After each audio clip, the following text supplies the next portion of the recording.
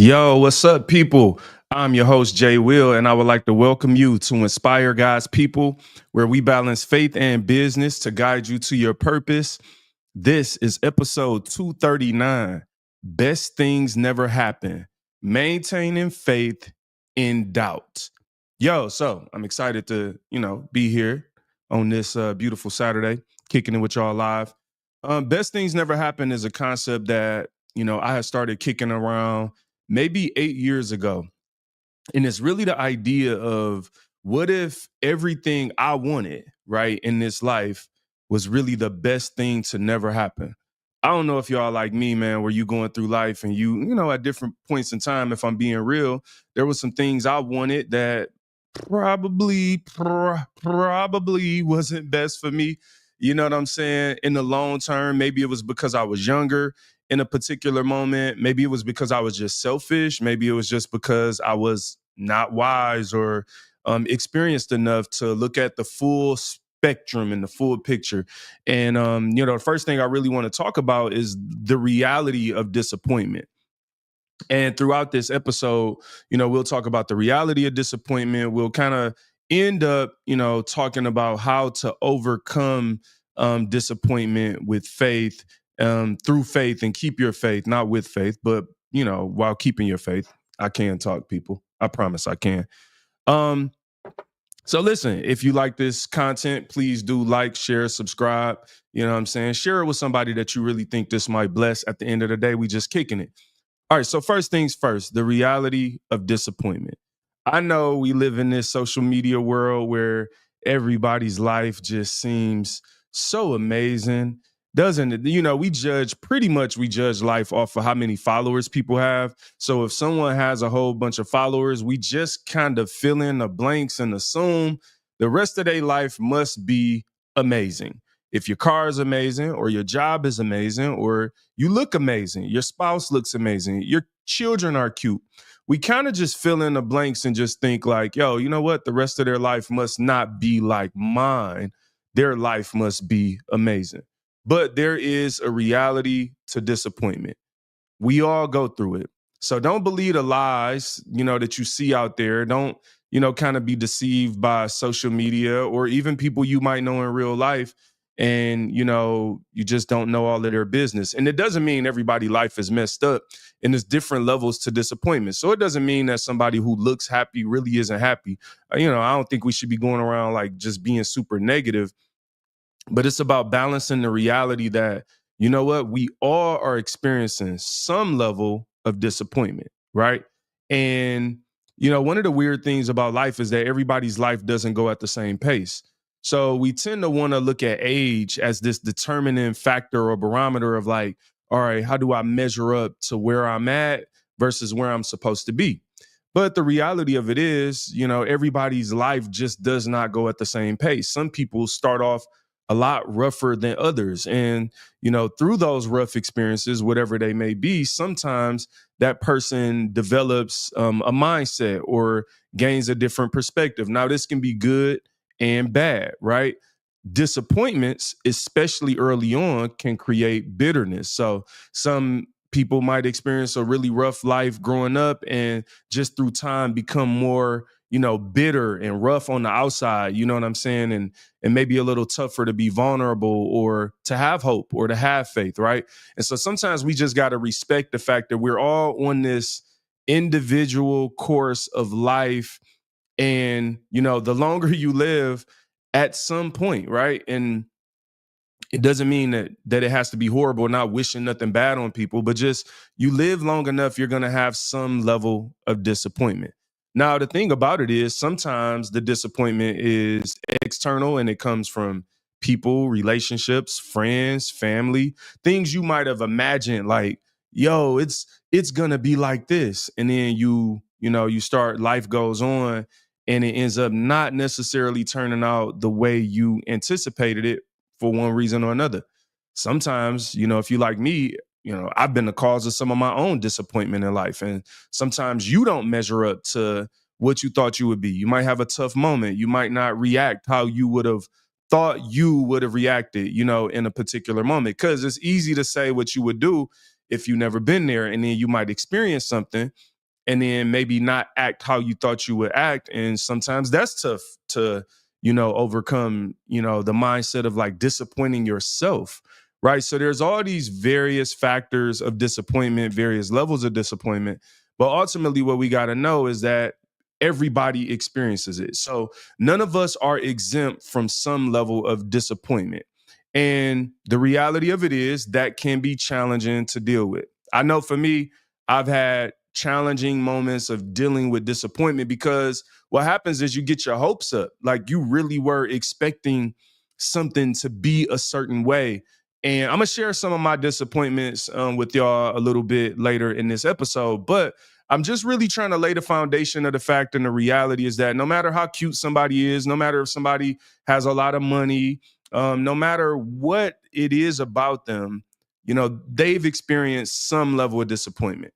And I think that's just good to know for us to know, like, you're not the only one. You're not alone. Sometimes I believe the enemy wants us to think like, yo, it's just me. Why is this happening to me? I'm the only one, man. It's how many, 7, 8 billion people in the world? I don't know the actual number, but the reality of it is there's a lot of different people in the world. Imagine if every person in the world wrote a book. Imagine if the stories and the experiences that, would be found in there. And then sometimes like it might, not to minimize your own issues, but it might cause you to have a different perspective around like, whoa, wait a minute. Although I'm disappointed, there's somebody going through something worse, right? And so, yeah, disappointment is realistic. And sometimes they shape us. I think we got to be careful with disappointment, not to allow it to make us bitter, not to allow it to cause us to have a victim mentality, because sometimes the experiences of disappointment can justify a person for however they acting or however they feeling. You know what I'm saying? So that's the reality of disappointment. The second thing I want to discuss is disappointment is not the final destination. I know, like, when you're going through something, especially if it didn't turn out how you wanted to, it feels kind of final. It feels like, yo, now that this happened, I can never overcome it. Now that this happened, I can never get here. And look, I'm not saying, there are not consequences and things in life, but ultimately the overall point is that regardless of where you at, there is some level of hope that on the other side of your disappointment, right? On the other side of things not working out quite how you wanted to, there is hope for you to overcome that disappointment. And I think, one of the things I've tried to do throughout my life is do a lot of reading, because reading gives you different perspectives, especially reading other people's success stories. So I love reading business success stories and learning about business success stories, even through movies. There are some movies out there that's really dope. The Founder comes to mind, the McDonald's story. And then there's this one, man, I don't want to, Anthony Mackie, is it Samuel L. Jackson in there? The Banker. I think it's called The Banker. That's a really good one. Those are two really good books, just understanding how people overcome failures and disappointment and different things. And the reason that I do that reading is because, look, I only have my life experience and then maybe I can pull on the ones around me, but I think it makes us a lot better when we could just pull on a lot more diverse experiences in life and try to have as much, perspectives as possible as it relates to, different lifestyles and not being in the echo chamber. Because I think, these days, especially with social media and everything, it's easy just to be surrounded with people that think just like you, that live where you live, that's from where you from, that have all your particular views. And then you kind of end up not really having a well-rounded, perspective of life. So reading success stories is something that really has helped me just understand that disappointment isn't final, right? And failure isn't final. So, on the other side of that, it also can really lead to success when you think about it. So, as an example, Colonel Sanders, I did a whole podcast episode. If you look in our archives on Colonel Sanders and his story, I actually think I talked about it in 2 shows. But like, you think about KFC and that chicken that we all, at some point, love and like or whatever, or at least have tasted if you're not a chicken person. But at the end of the day, it's famous chicken, KFC and the biscuits too. And when you think about it, like if you look at his story, Colonel Sanders started cooking, having a master cooking at a young age because his father died. And so essentially he kind of had to step up and be the man of the house. And I'm talking 7, 8 years old. He was cooking full meals for the family, right? Now you got to understand the time in which he was living in. I don't remember if it was like the 30s or 40s or something, but it was, Colonel Sanders was pretty old in comparison to us. So, think about the disappointment that he might have experienced of losing his father. Think about the day and time that he lived in where a kid had to step up, right? Like that would be crazy now. You wouldn't expect a 7-year-old, even though I'm sure it happens, right? Like, but you wouldn't expect a 7-year-old to have to step up to the plate and be making full meals for their family while their mother is out at work. But Colonel Sanders, through that experience, became a master chef. So just think about it, like, it's weird, right? If you don't have the disappointment of his father passing early and him having to carry this huge responsibility of being the chef for the family, then you probably don't ever get that chicken because maybe there's a love or discovery of a love of cooking that happened throughout that process. If nothing else, just kind of enhancing your skill set, sharpening your tools, right, and becoming better at something. And so that's an example of looking at other people's stories and reading their stories, just to understand, like, disappointment and failure are not final. And so, again, read books. Like, don't allow yourself to get caught up and not have other experiences out here. And what's the other thing I want to do? So now, real quick, I want to actually talk a little bit about Best Things Never Happen, which is this song from my latest project, This Time Is Different. And it's really wrapped up in covering everything we just discussed. But I want to listen to the song a little bit, show a little bit of the video, and then maybe in a vulnerable fashion, share a little detail behind some of my disappointments and and then we're going to close out with, like, how do we overcome this disappointment? Because we don't want to be stuck in disappointment. We don't want to talk about disappointment in a way just to stay there, right? We're trying to, like, lay a realistic foundation of what it is, but at the same time, the fact that, it's a way out of that. So let me get to my screen. I'm going to share my screen real quick. All right, let me mute this. All right, yeah, that look good.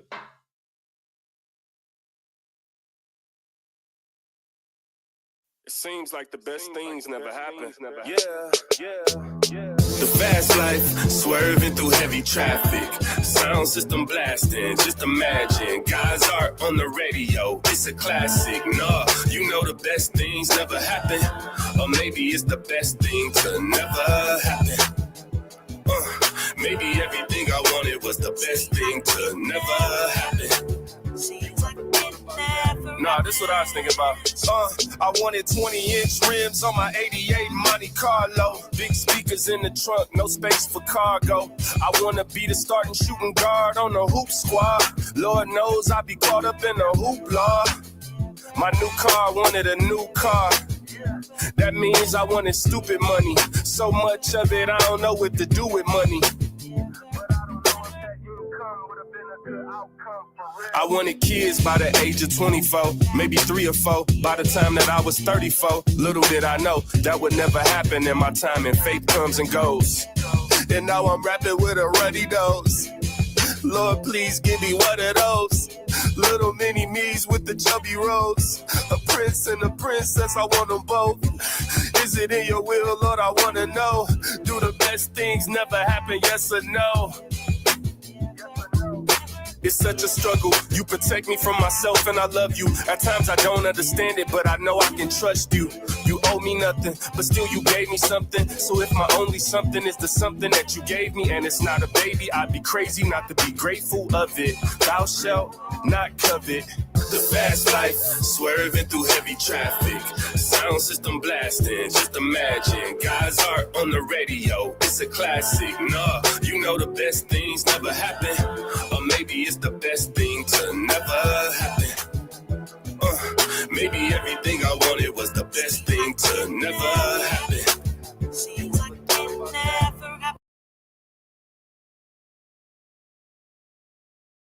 All right. That was best things never happened, at least the first verse. So, first of all, hopefully you enjoyed that. Shout out to Plaid Park Films. I work with them to create that, visual. It was a fun project that they created. I wrote out the script and kind of what I wanted to be happening, which is dope because it actually is a continuation of the last video I shot, Slow Down. Where at the end of that video, I kind of walk out with the almanac. Go watch that, check it out. Subscribe to JWil Music on YouTube. But thinking about best things never happen, let me kick it with you a little bit about this song and this idea. Then we're going to close it out with how to overcome disappointment. So, first things first, that song was actually written and recorded 8 years ago. So, one of the aspects of my last project this time is different, is there's this time travel element, where, I'm traveling through time. And so I wanted to use songs, like I have songs, I still got a couple more that are like completely finished songs that I did years ago. And for whatever reason, you're not feeling it. The concept doesn't match whatever you're doing. And this was one of those songs where I wrote and recorded this song 7, 8, I think it was 8 years ago. And so I decided to pull it into this project. So I love the idea of like pulling this old recording in, but Red, beefed up the production and did some new things with the production. And so, to bring the future in, and one of the dope things he did was he used AI on the hook. So the singer on that song is actually AI. You know what I'm saying? So really excited about that. And then, wanted to do something creative with the video, animation and things like that, where you have the two versions of myself, one in present day, one from the future. And the present day version is trying to catch the future version to give back this almanac. So anyway, well, all of that being said, best things never happen. Some of the things I kick it about in the song, I start off the song and say, I wanted 20-inch rims on my 88 Monte Carlo, big speakers in the trunk, no space for cargo. I want to be the starting shooting guard on the hoop squad. Lord knows I be caught up in that hoopla. My new car wanted a new car. That means I wanted stupid money. So much of it, I don't know what to do with money, but I don't know if that income would have been a good outcome for real. I wanted kids by the age of 24, maybe 3 or 4. By the time that I was 34, little did I know that would never happen in my time, and faith comes and goes. And now I'm rapping with a runny nose. Lord, please give me one of those little mini me's with the chubby rolls. A prince and a princess, I want them both. Is it in your will, Lord? I want to know. Do the best things ever happen? Yes or no? It's such a struggle. You protect me from myself and I love you. All right. My bad. I just spazzed out. I didn't mean to do all that. Let's go back. Go back to the beginning. I like that song. I'm doing that live. I'm doing that song live for sure. All right. I wanted 20-inch rims on my 88 Monte Carlo. So I had this 88 Monte Carlo in college. It was a little busted. It wasn't as sweet as the one in the video. But I really wanted 20s on that car. I wanted to be the starting shooting guard on a basketball team in high school and in college. College, I would have settled for the bench, to be honest. But my point is, just starting off the song, this first verse is like, this is all real. These are things that I wanted in life. Now, first of all, the 20-inch rims on the Monte Carlo. Now I'm looking like, who cares? What was that was going to be a waste of money. I was going to take some money that I didn't need to spend to, I don't know, pay $1,500 for some rims or $2,000. Rims cost more than a car dang near. Okay, so you see how sometimes you could be disappointed about something, and it's like, really, that's the best thing to never happen. Like, that is the best thing that never happened to me. The Hoop Squad. Now, anybody who know me knows I love basketball. D Riley, what up, bro? Yeah, bro. I sat on this for 8 years. I'm not gonna lie. Like, completely finished 8 years. I changed one line in this song this time around. Everything else I recorded. I didn't re-record nothing. It was 8 years ago. I wanted to really play basketball. Like, when I look back on it, like, best thing that never happened to me. At the end of the day, you know, I wanted to play basketball. When you younger, you want the attention. You want all those things. Probably would have created a different person, on the inside. And like, I probably would have got caught up in more things than I needed to. And so I look back now and I'm like, yo, thank God. The other thing really is, I think if I would have made it hooping, it would have limited me. And so one thing about hooping, I really wanted to hoop. That's all I wanted to do. But when I failed at hooping, I had to discover new ideas and new things because I wasn't going to just sit and do nothing. I've always been on the go, a doer, doing something in my life. So, I had to find other things. I had to lean more into music. I leaned into fashion, just other creative things. And ultimately, business was really the best discovery for me, in my life from a professional standpoint. And you have a lot more longevity in business than sports. Not that sports are great for the people who made it. Like, shout out to them for sure. Again, I wish I would have, but I didn't. So you have to deal with that disappointment and sometimes try to see the positive side. Now, here's the tough one, right? In this song, I rap about, the fact that I wanted children. And, what did I say? Woo. I can't even get the bars out now. I wanted 20-inch rims on my 88 Monte Carlo, big speakers in the trunk, no space for cargo. I want to be the starting shooting guard on the hoop squad. Lord knows I'm going up in the hoopla. My new car, I wanted a new car. That means I wanted stupid money. So much of it, I don't know what to do with money. But I don't know if that income would have been a good outcome. Man, that's a big one right there. Like, sometimes we want money. Like, you just want more and more money. And it's like, would that income really be a good outcome for you? Like, are you going to be able to keep your focus and your mind on the Lord if you're making the kind of money you want to make? You got to think about that. I wanted kids by the age of 24. Now, when I say that, it was a game we played in middle school. It was kind of like, I forgot what it was called, but it was like this game where you were like, I forgot even how it went, but ultimately you would say, like, how would you want to be when you get married? How would you want to be when you have kids? So on and so forth. So 24 was always the age since I've been really young, a young teen. Like, I always used to say 24. Now, I don't think it was no real reason behind that. That was just what I thought. I don't know. At the time, if you 12, 24 seems far away. So I used to say, 24, I want a wife and kids and things like that. And I actually did get married at 24. But, hey, I wanted kids by the time that I was by the age of 24, maybe 3 or 4 by the time that I was 34. Little did I know. So in that 10-year span, I'm like, hey, between 24 and 34 sounds reasonable to me. Like, I'm going to have me a couple kids, you know what I'm saying? Maybe 3, maybe 4, right? And then you start dealing with that disappointment.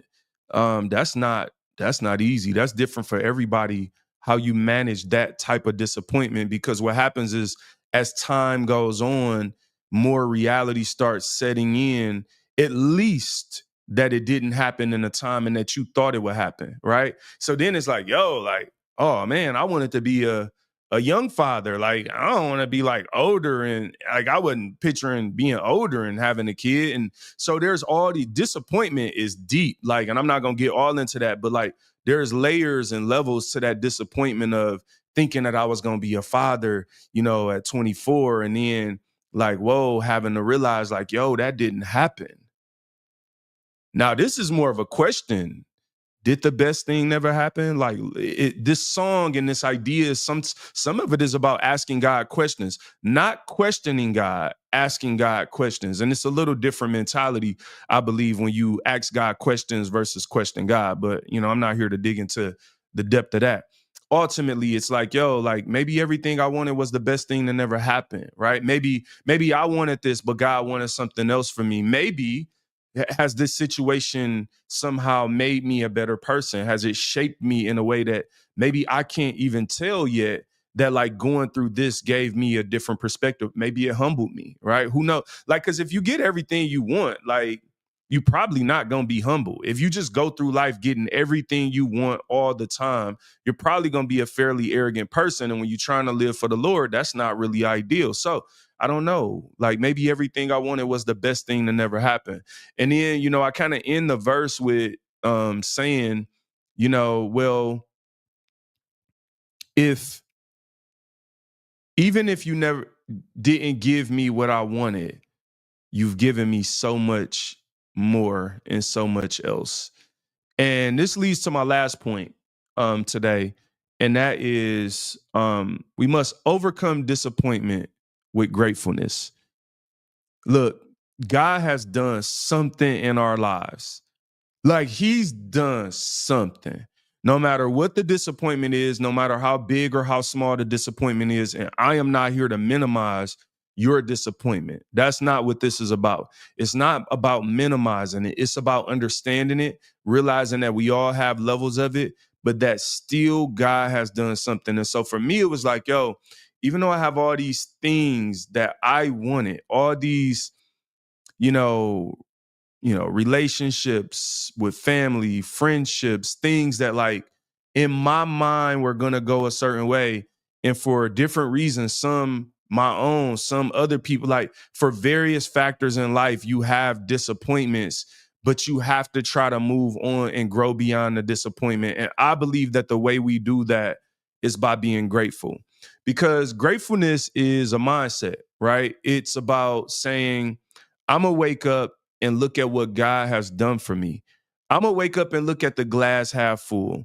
And I genuinely believe the more that you focus on the fullness of the glass, the more you focus on what God has actually done in your life, the fact that you actually are, coherent right now, that you're watching or listening to this, that you woke up this morning. Because we know there were people that haven't, some of people's loved ones I see every day on social media passing, God rest their souls. And so it gives you a gratefulness just for the most simple things of like, you know what? I woke up today and there's hope even in waking up. So faith is not about thinking that life is somehow perfect. Following Christ is not about thinking that life on this earth is somehow perfect, or, we're better than everybody else because, we've given our lives to Christ. It ain't about that. It's really about like, yo, I'm just like you and I got these struggles. I got these things that I'm dealing with, and I'm walking through this life trying to figure out like, how do I carry these things, and maybe I shouldn't, and give them over to God. And how do I walk and live in peace, even though I'm disappointed, even though I have disappointments? How do I keep and maintain faith? And I believe that happens through gratefulness, because it's hard to be disappointed while you're grateful. And so sometimes in moments of disappointment, I try to think of reasons to be grateful, because it's hard to experience both of those feelings at the same exact time. And I believe that, although disappointment is reality, if you allow yourself to fester in it and just sit and think on it, it could become bitter. You could become negative. You could become a person that thinks about what God hasn't done or what he doesn't do. And I want to say this, I think, look, I'm praying for people on social media, because sometimes like I wake up, I look on social media and I'm like, man, some people every single day, it's like they're living fully in some tragedy, fully in some trauma, even if it's 5,000 miles away. It's like, yo, bro, like you're not God. Like when you, it's two things that come to mind. Bruce Almighty movie with Jim Carrey, when, he was, whatever, blasphemous as ever, but the idea of like, he's, God. And like, so he's now hearing everybody. I think about Superman, how Superman, can hear everybody, whatever, all these mythological figures. But the idea of the fact that like, that's God's job. Like, I'm not Superman. Like, bro, I understand there's things that happen in the world that matter. I understand there are important things, but I can't carry the burdens of all those things. And one of the things that I think we have to be careful of, some of us haven't even dealt with our own burdens and our own disappointments and given those to God and figured out how to walk through life. And I'm just being real. Sometimes I'm looking at everybody like, how are y'all carrying every burden from every country and every political figure? And I'm like, bro, I, I'm trying to find out that the best things never happen for me. I'm trying, and not in a selfish way, but meaning like, yo, how can I figure out what's happening in a country that I've never been and I don't know the truth, and I'm not in it. I don't have the top secret confidential information. I can't live in that every day. And I'm watching people live in that stress and that trauma every day. And I'm like, that has to be doing something to us. Like for real, it has to be doing something. Yes, sir. Overcome disappointment with gratefulness. But I'm like, yo, I'm looking at everybody. I'm like, this can't be normal. And like, you do realize that sometimes it takes 10, 20 years to figure out, to learn the results of like a study or a situation. And I look at the world today and I'm like, yo, we packed in in a 5-year period, we packed in a couple of elections. So you got 2020, you got the elections, you got the Black Lives Matter, George Floyd, you got COVID, then you pack in another election, you pack in January 6th at the Capitol, you pack in MAGA, and I'm like, that you pack in everything you hate about Trump, everything you hate about Biden. And I'm looking at everybody and I'm like, bro, how y'all doing this? Like, for real, are you okay? Like, are you good? Because you do realize, like, not every fight is your burden. Now, we are called to pray. And some of us, I'm like, are we praying for the nation? Like, are we actually praying for the nation? And I get it. I hear it. People like prayer don't work. People like, yeah. See, that's that disappointment. That's that allowing yourself to become a victim, allowing yourself to become so bitter that you go through all of life only seeing the negative in other people. Like, you got Christians fighting each other for the silliest reasons. You have people wanting to control what other people think. And I'm like, yo, we just living in an extreme society that in 20 years, they're going to do case studies and we're going to learn a lot. But the thing I always think about with that is, by the time you get the results, the damage is going to be done. So it's better now to be grateful for what God has done in your life, to be grateful for life itself, to be grateful for the people in your life, to be grateful for the opportunity to grow, right? And sometimes it's about just dusting yourself off and taking that first step. So look, if you like me and you've experienced disappointment, it's not always easy, but you got to start somewhere. So I hope that you start that path with Jesus Christ. And the beauty of repenting and giving our lives to him and confessing our sins and being forgiven is that we can give all of those disappointments to him and allow him to sort through us, through our spirit. But that takes time as well. There's not like a magical thing that happens overnight. And that takes learning and growing at the same time. So even though you may experience disappointments, I'm praying that you find a way to be grateful. I appreciate everybody who checked this out today and who will check this out in the future. And if you like it, please do like, share, subscribe. Appreciate the love. Y'all have an amazing day and find a way not to be disappointed.